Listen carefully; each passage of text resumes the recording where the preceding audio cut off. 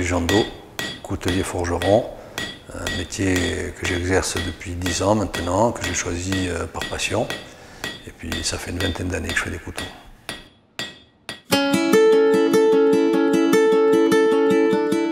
Je m'appelle Fanny, je suis graphiste et designer. Dans mon travail, je m'intéresse à la localité des productions et aux objets et aux scènes de la vie quotidienne. Manouche Cherbelou, c'est une rencontre entre deux corps de métier, deux types de compétences, mais aussi deux personnalités, une mise en correspondance entre deux personnes. Et ce sont deux cerveaux et quatre mains qui s'activent à travailler ensemble sur un projet donné. Ce qui est intéressant, c'est un petit peu cette démarche d'innovation. Pour les artisans, c'est quand même quelque chose qui est assez abstrait à la base. Donc ça a été intéressant de découvrir un petit peu cet aspect, avec quand même un fil conducteur qui était la tradition et l'identité, je dirais, de notre pays, quoi. Alors le projet a été de retravailler le couteau corse pour élargir la gamme d'objets produits par Jean-Dominique. Et les résultats qu'on propose se situent au croisement de deux contraintes qu'on s'était fixées ensemble. D'une part, apporter une nouvelle fonction au couteau. Il devient tire-bouchon. Et d'autre part, c'est une variation formelle autour du tarabisco, qui est un motif traditionnel issu du répertoire corse qu'on trouve habituellement dans les lames de couteau et qu'en fait on a décidé de reporter sur le manche et qui va devenir un élément ergonomique, c'est-à-dire qui va aider, dans le cadre du tire-bouchon, à extraire le bouchon de la bouteille.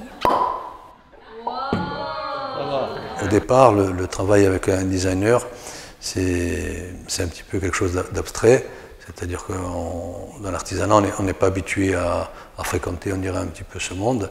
Donc c'est toujours un petit peu, on se demande un peu comment on va avancer, surtout, comment on va démarrer. Et puis en fin de compte, les choses vont assez vite parce que chacun, avec son savoir-faire, amène sa part et donc sa pierre à l'édifice. Et on arrive avec un savoir-faire établi, avec des traditions aussi, non pas figées, hein, parce que les traditions évoluent en permanence, mais des traditions solides. On arrive à aller vers l'innovation avec le respect de l'identité.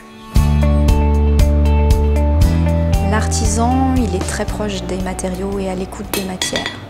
Et pour le designer qui est dans une conception qui se situe plus en amont, c'est très intéressant d'échanger tout au long de la conception pour inclure les contraintes matérielles et techniques dès le début du projet.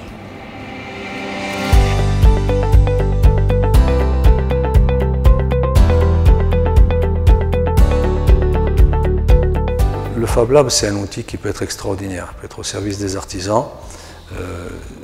Il faut juste arriver à faire la jonction, en fin de compte, entre le monde artisanal et le monde on va dire, des nouvelles technologies et le genre de matériel qu'on peut trouver ici, qui n'est pas à la portée de tout le monde et qu'on rencontre peu, en fin de compte. Donc c'est quelque chose qui peut à l'avenir être vraiment intéressant pour toutes les professions artisanales.